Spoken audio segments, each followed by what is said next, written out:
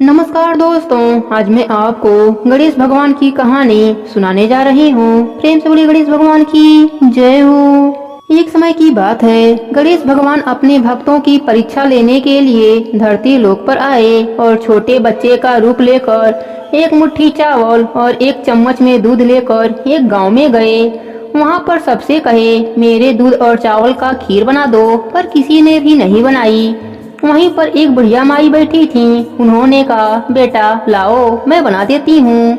वह बुढ़िया माई अपने घर में गई और खीर बनाने के लिए एक छोटा सा बर्तन चूल्हा पर चढ़ाया। तब बालक रूप लिए गणेश भगवान ने कहा, दादी माँ छोटा सा बर्तन मत चढ़ाओ, तुम्हारे घर में जो सबसे बड़ा बर्तन हो उसे चढ़ाओ।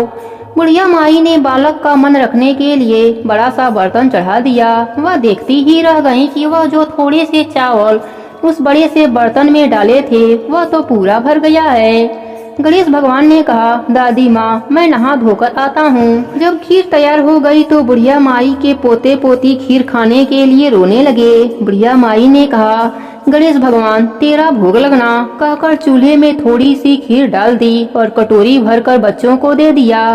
बुढ़िया माई की पड़ोसन ऊपर छत पर से देख रही थी तो बुढ़िया माई ने सोचा यह चुगली कर देगी, इसलिए एक कटोरी भरकर उसे भी पकड़ा दिया। बेटे की बहू ने भी चुपके से एक कटोरी खीर ले जाकर खाई और एक कटोरी चक्की के नीचे छिपा दिया। बुढ़िया माई ने भी दरवाजा के पीछे बैठकर एक कटोरी खीर खा ली।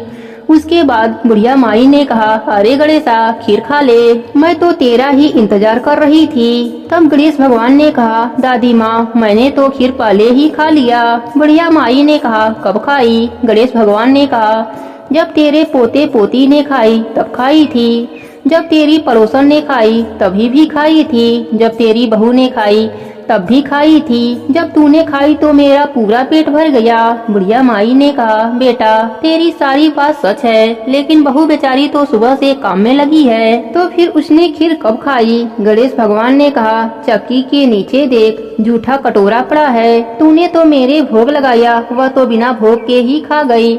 तब बुढ़िया माई ने कहा, बेटा बताओ बचा हुआ खीर का क्या करूं? तब गणेश भगवान ने कहा, पूरे नगर में बांट दो। जब राजा को यह बात पता चला तो राजा ने बुढ़िया को बुलाया और कहा, क्यों रे बुढ़िया, ऐसा बर्तन तेरे घर में कहाँ से आया? ऐसा बर्तन तो राजमहल में होना चाहिए। बुढ़िया माई ने कहा, राजन आप खीर का बर्तन ले लो। जब खीर का बर्तन राजमहल में आया तो खीर में कीड़े मकोड़े पड़ गए और दुर्गंध भी आने लगी। फिर राजा ने खीर बुढ़िया को वापस दे दिया। जब बुढ़िया ने खीर लिया तो खीर पहले जैसे स्वादिष्ट बन गई।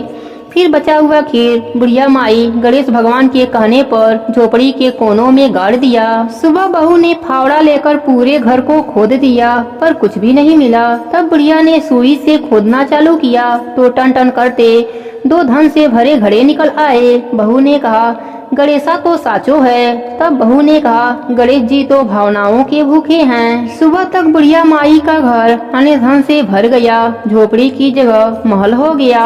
सभी लोग गणेश भगवान की जयकारा लगाने लगे।